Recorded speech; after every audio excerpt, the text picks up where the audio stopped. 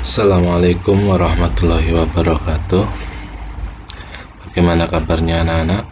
Semoga semuanya selalu dalam lindungan Allah Subhanahu wa Ta'ala.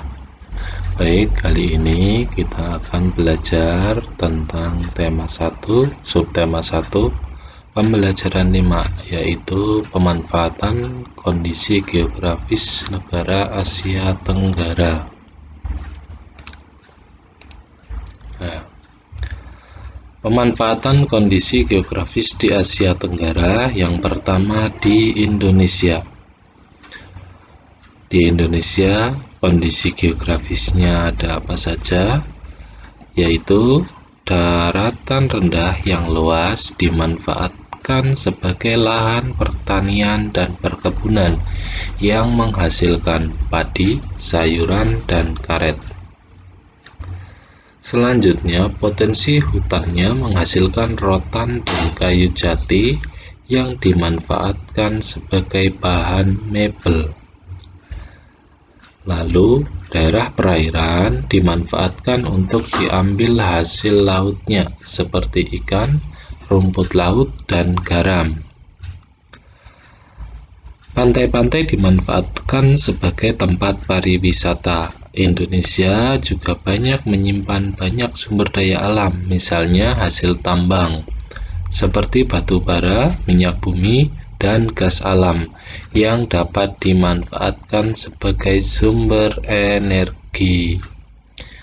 Selanjutnya, yaitu negara Malaysia. Bagaimana kondisi geografis negara Malaysia dan pemanfaatannya? Yang pertama, sebagian kondisi geografis Malaysia merupakan hutan yang luas. Kayu dari hasil hutan menjadi komoditas ekspor.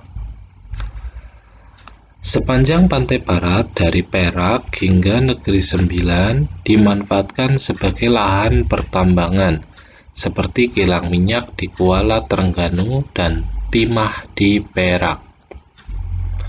Malaysia juga memiliki perkebunan yang luas yang menghasilkan karet. Hal ini menjadikan Malaysia sebagai penghasil karet terbesar di dunia. Negara ketiga yaitu Singapura. Kondisi geografis Singapura menyebabkan negara tersebut tidak memiliki banyak sumber daya alam. Usaha pertanian dilakukan secara hidroponik. Beberapa wilayah dimanfaatkan sebagai lahan peternakan unggas. Negara keempat adalah Thailand. Di sepanjang Sungai Chao Phraya banyak dilakukan kegiatan pertanian. Hasil pertanian terbesar adalah padi. Thailand dijuluki sebagai lumbung padi utama di Asia Tenggara. Hasil pertambangan seperti timah, timbal, seng, dan mangan banyak dijumpai di semenanjung Thailand. Selanjutnya Sungai Mekong, Sungai Chao Phraya, Selat Malaka, dan Teluk Siam dimanfaatkan penduduk untuk kegiatan menangkap ikan. Negara yang kelima adalah Filipina. Filipina, bagaimana pemanfaatan sumber daya alamnya? Yang pertama, masyarakat memanfaatkan dataran rendah sebagai lahan pertanian dan perkebunan. Hasil pertaniannya antara lain jagung, padi, ketela pohon, tebu, dan tembakau. Hasil perkebunannya antara lain karet, kelapa, dan kayu, merupakan komoditas ekspor terbesar Filipina. Wilayah Pulau Luzon dimanfaatkan sebagai pertambangan emas. Ini adalah negara Filipina. Kita lanjutkan ke negara yang keenam, yaitu Laos.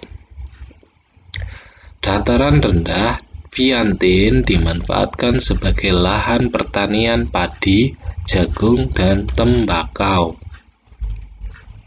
Sungai Mekong sebagai sumber perikanan yang menghasilkan ikan karper dan ikan perch. Ya.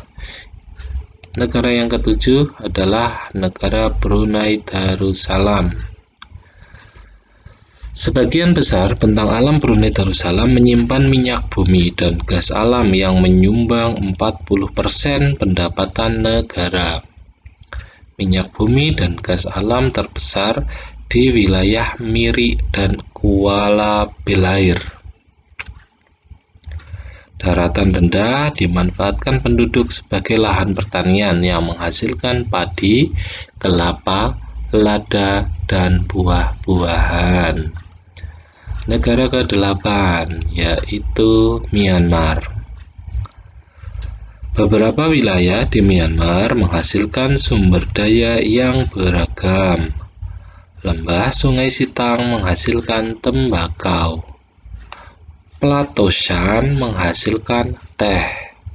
Pantai Arakan Yoma banyak menghasilkan sayuran.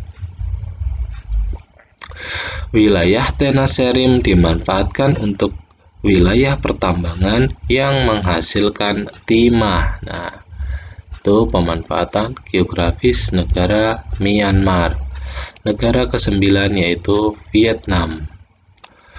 Kota Ho Chi Minh menjadi pusat industri utama di Vietnam.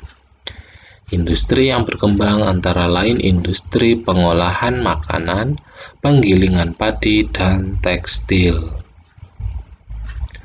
Sebagian daratan rendah dimanfaatkan sebagai lahan pertanian yang menghasilkan buah, sayuran, jagung, ubi jalar, dan kopi.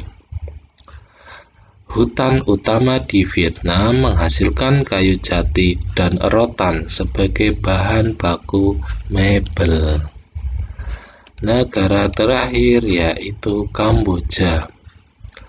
Kamboja memiliki Danau Tonle Sap yang merupakan penghasil ikan tawar utama di kawasan Asia Tenggara. Daerah di sekitar Sungai Mekong dan Danau Tonle sangat subur, sehingga dimanfaatkan penduduk untuk pertanian padi, umbi-umbian, jagung, dan buncis. Kamboja juga menghasilkan karet dan tembakau dari hasil perkebunan.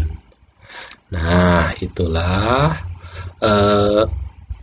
letak geografis negara-negara ASEAN dan pemanfaatannya.